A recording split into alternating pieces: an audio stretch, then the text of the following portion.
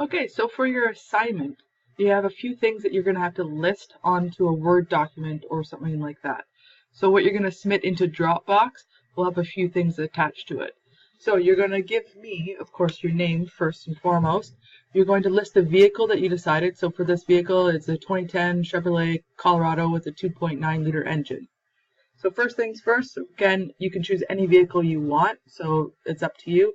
Please do not use the same vehicle that all your other classmates are, of course, using. First thing you want to look at is the coolant capacity. So remember, there's lots of quick pieces that you can go through to find some things. So you can go into your fluid capacities and tell me what the fluid capacity is of your vehicle. So I click on there and it will tell me for my vehicle what my coolant capacity is. I can slide down and there's my engine coolant capacity for this vehicle. The second part you are going to find is the torque for the brake caliper.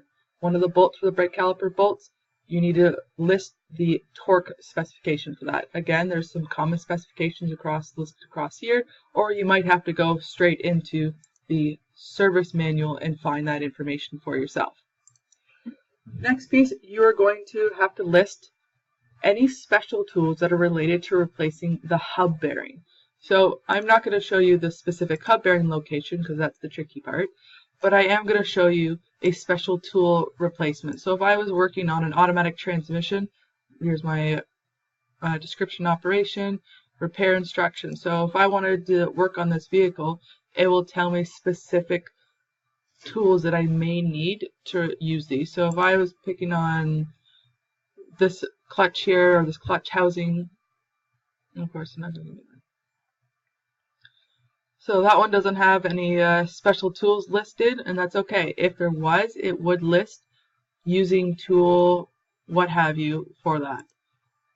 Special tools, it will actually tell me that I need to use a J45053 universal clamp press. This is what you will list when you get into that special tools for a hub bearing. If it does not have special tools, you will list that it does not require any special tools. But pay close attention because sometimes it will be written in the description all along through here rather than listing it on a separate spot like a special tools location here.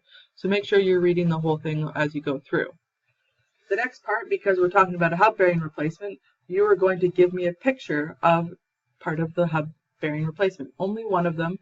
Pick one that's showing basically the removal aspect of it. So if I was asking you to take out this pump here, you would probably give me this picture. You're going to copy paste it and put it onto your Word document. The last part is you're going to list any recalls. Recalls only, not campaigns, not TSBs. You can go up in the top right corner, click it, and you're going to give me safety recalls. I do not need any of the campaign listed, but I want to know the safety recalls. What's the recall number? What is its title? And what was the repair needed to fix it? So what's the system? What caused the problem? And what do you do to repair it? What is the corrective action? After all that is done, you finish your Word document, make sure your name's on it, and you're going to put it into the Dropbox for me. And that's all you need to know for your computer assignment.